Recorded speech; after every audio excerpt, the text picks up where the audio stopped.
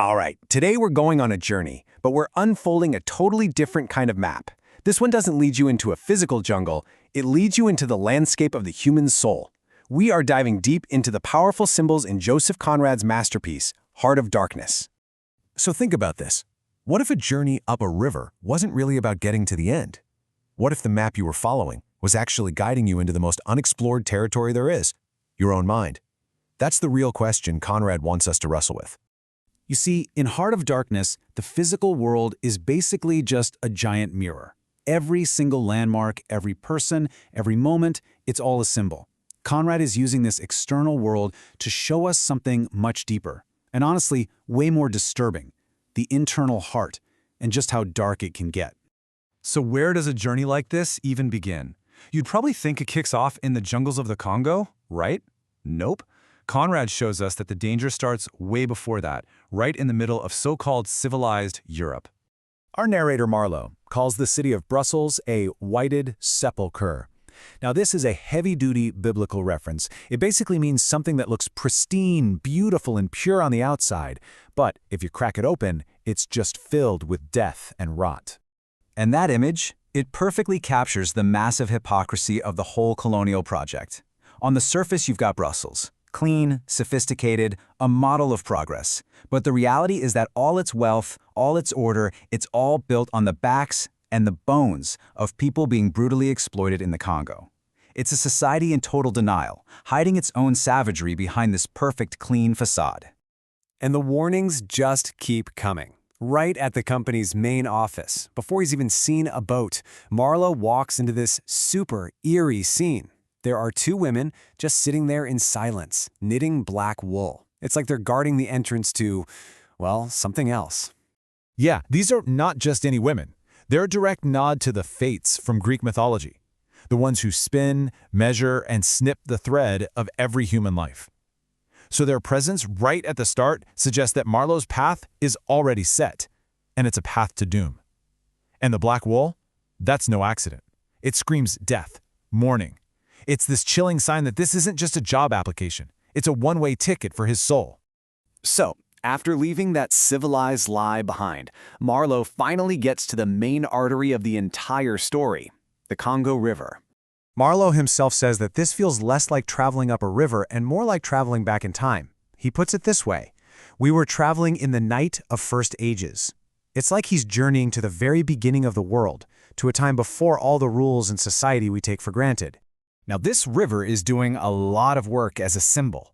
Of course, it's the main path of the story, but think about its winding, snake-like shape. It hints at deception, at hidden dangers. It's a physical wall separating Marlowe's world from this untamed interior.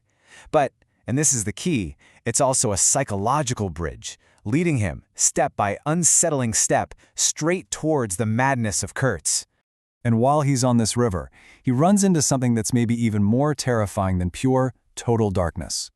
So what could possibly be more disorienting than that? The answer? A blinding, thick, white fog. A fog so dense that it totally warps reality, making it impossible to see a thing or even understand what's real anymore.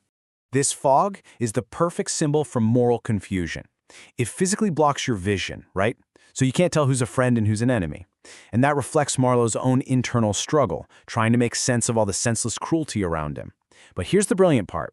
Darkness just hides things. The fog distorts them. It twists the truth until you can't grasp it, symbolizing a complete blindness to any kind of moral reality. Okay, so this whole journey into moral fog and confusion, it's all leading to one guy, Kurtz.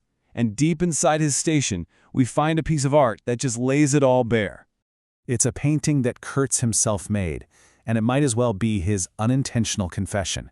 It's not a portrait of his face, but a portrait of the soul of his entire mission. Okay, so picture this. The painting shows a blindfolded woman carrying a torch. That's a classic image, right? Bringing the light of knowledge and civilization. But she's set against this gloomy, dark background. The message couldn't be clearer. The little light she's carrying is absolutely no match for the massive darkness all around her. It is the perfect symbol for this so-called civilizing mission. It's arrogant in its purpose, but at the same time, it's completely blind to the darkness of its own actions. It's Kurtz, on some level, admitting to the lie he's living. All right, let's pull all these threads together now. After all these symbols, what's the final revelation? What is all of this pointing to? Well, each symbol we've looked at maps out a different leg of this internal journey. The whited sepulchre, that's the civilized hypocrisy you start with. The river, that's the path back to our most primal selves. And the fog, that's the total moral confusion that hits when all the rules just vanish.